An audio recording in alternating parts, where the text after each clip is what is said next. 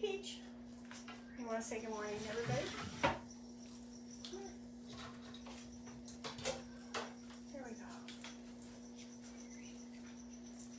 Peach. Good morning.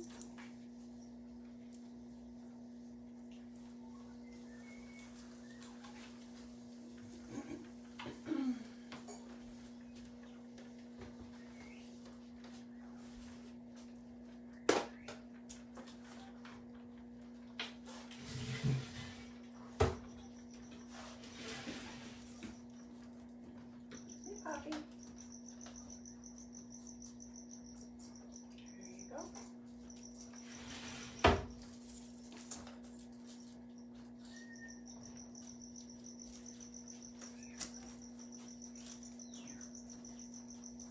Morning. Who's watching with me?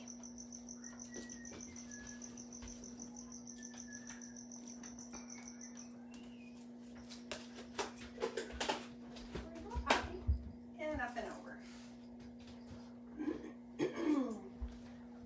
Poppy's on the loose.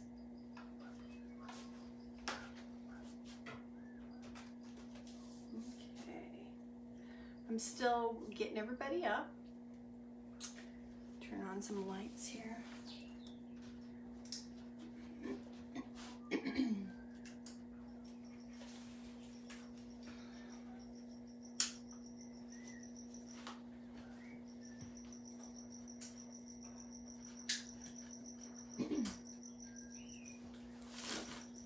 Just stepped on this.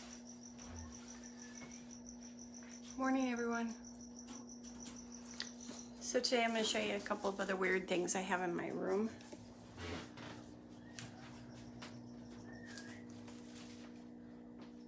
I'm going to get down here on the floor.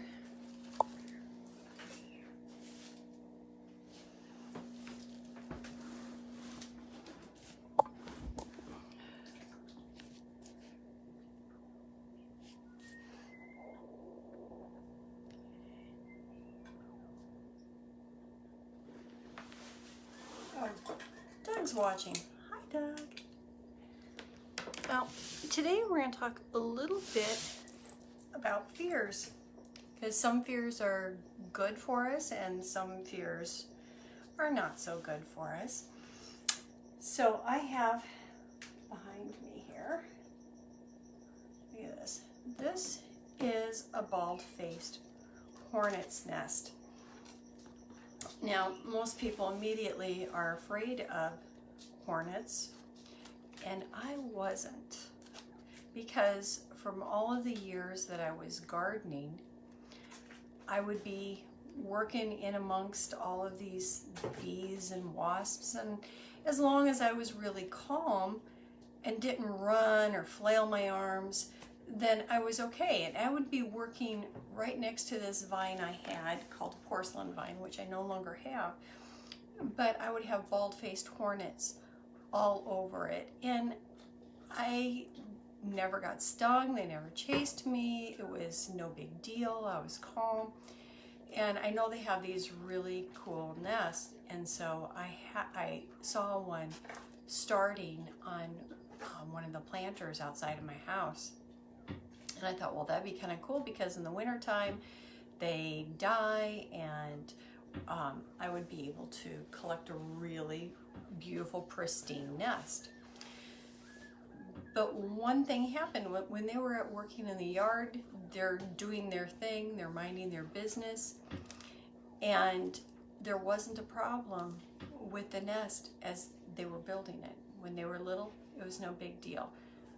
But what I learned was the bigger the nest got, the more aggressive they became, to where they would be hitting the window, and then my daughter got stung, and I felt really, really bad about that. So we did have to get the can of Raid out, and we did have to take that nest down, and it was definitely, it was a learning experience for me as well. It's like, one is fine, the bigger it got, it was really bad. But sometimes we need to overcome some of those fears. Some fears are legitimate, some are not. You know, I found out yesterday that a friend of mine had a fear of something that I didn't know about.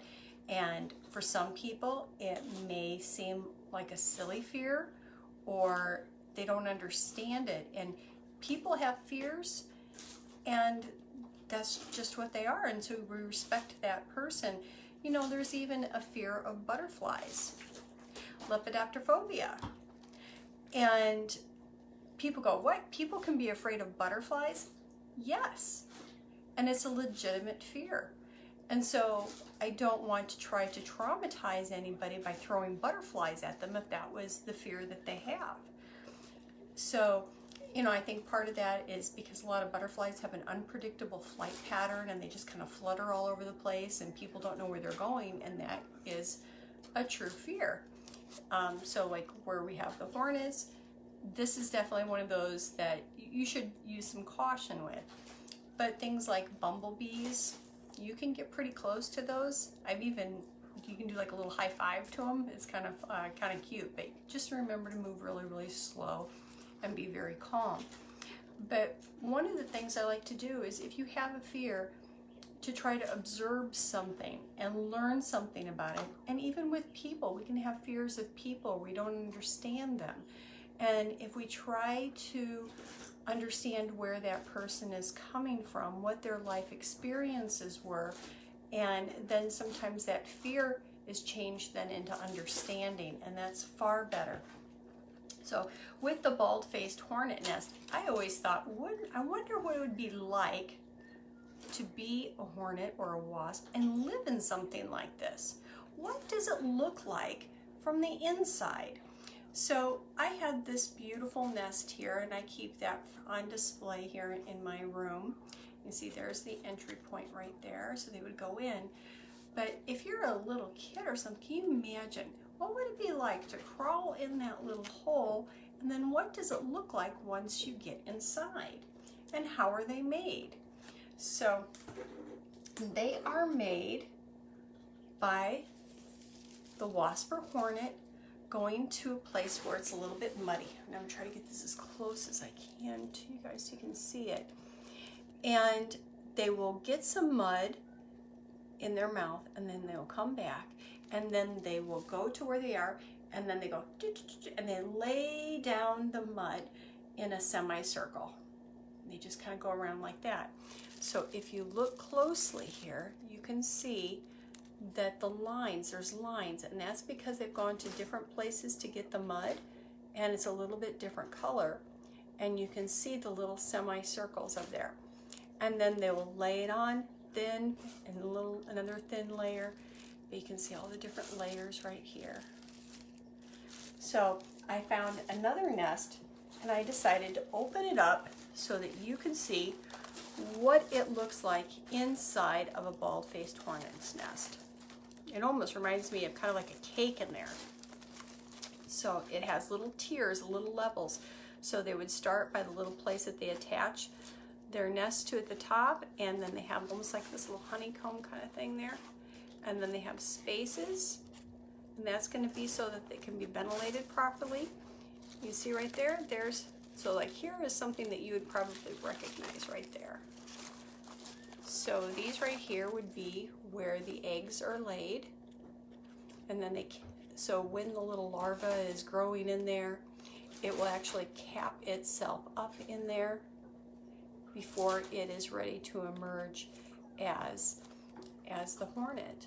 Now I found a little wasp, one that was just starting near my raspberry bushes, and I watched it, and you know what I found? That even these guys have predators.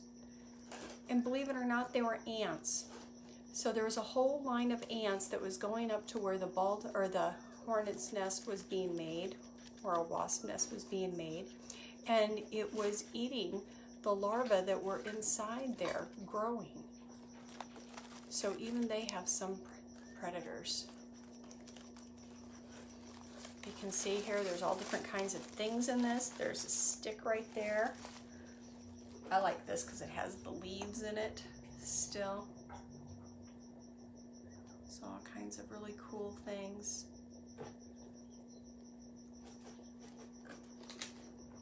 Sometimes you'll see ones, their paper wasp will make a nest that'll be similar like that. But look how thin that is. Can you imagine making paper, something out of like mud? They can do this, isn't that beautiful? And it's like all nice and swirly in here. See a little stick right there. So this is one of those things that if you go for a walk today, because it's a beautiful day, you need to get outside. The quarantine doesn't mean you just have to stay in the house. You need to get outside, get some fresh air. You just keep your social distancing, but look up into the trees right now, because this is the perfect time to be able to see some old nests.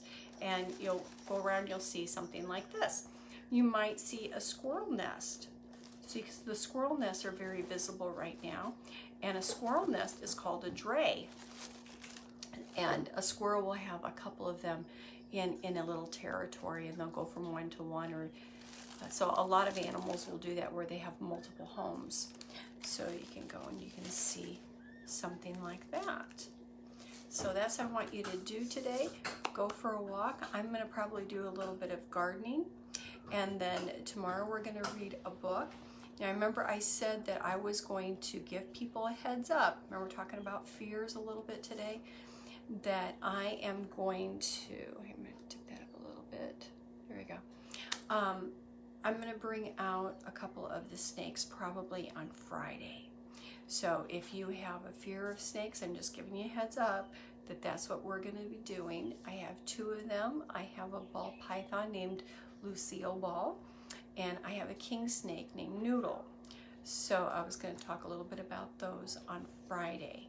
So just a heads up now. And tomorrow we're going to read a children's book as well. So that's what we're going to do for the rest of the week. Thanks for stopping by, and talk to you later. Bye-bye.